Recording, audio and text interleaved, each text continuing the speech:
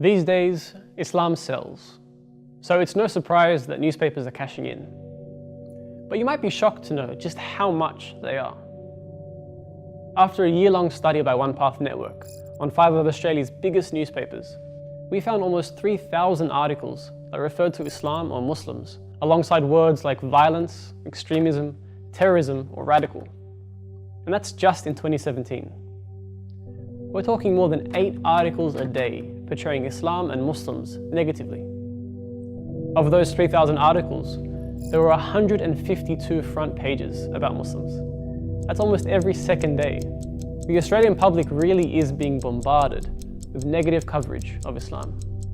Now, there's no doubt that we do need to talk about terrorism and violence, but we have to ask, were there really enough newsworthy stories to warrant a full 2-page newspaper spread talking about the perils and dangers of Islam every single day?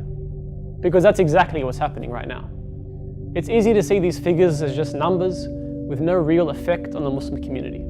But in 2016, an Essential Report poll found that 49% of Australians support a ban on Muslim immigration. This year, a report by the Islamophobia Register of Australia directly linked spikes in hate crimes against Muslims with negative media coverage of the Muslim community. But this is the crazy thing. Another study in 2016 by researchers at Griffith University found that nearly 70% of Australians admitted that they knew little to nothing about Islam and Muslims.